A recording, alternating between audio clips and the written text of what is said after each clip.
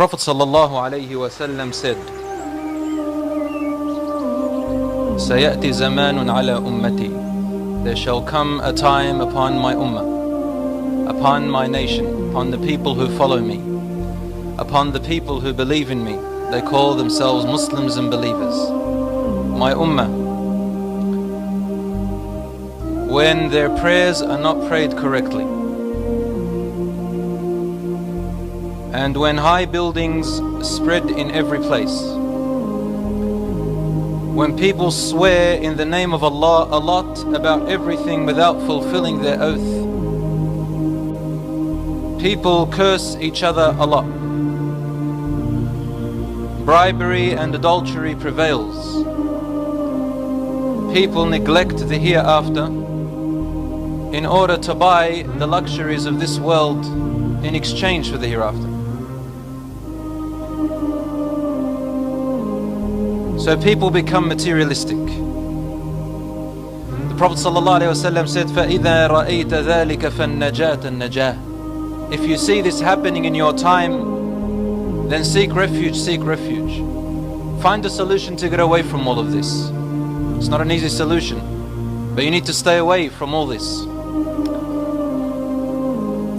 In one other hadith, a man said, Ya Rasulullah, what is seeking refuge? How do I seek protection? What do you mean by that? And Rasul ﷺ gave an expression like this. He said, by adhering to your house and keeping your mouth shut and hold your tongue and hand from doing unlawful until death comes to you. There's going to come a time even worse than this one, brothers and sisters, where a person becomes so confused about what is happening in the world, so deluded by everything that they see and hear, that they're not going to know what to do and where to go and who to stand with, except to stay away from things, even if they mean sitting at home, abstaining from all of this, because there's not much they can do anymore. They want to do good, but where do they go? They want to avoid the bad, but it's all the way, all around. I heard a lot of young people say to me now, why does Islam say everything is haram, haram, haram? This is not true. Islam does not say everything is haram.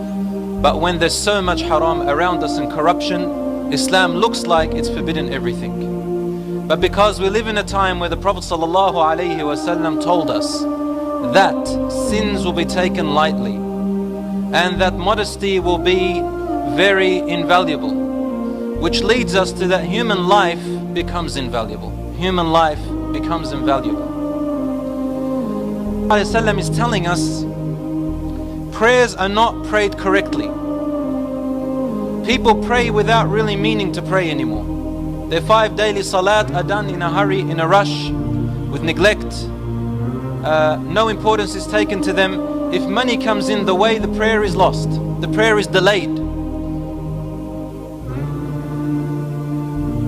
If a boy wants to meet a girl to chat her up and it's time for salat, he'll ignore the salat. If there is something of worldly benefit to them, the salat becomes the last thing on their mind.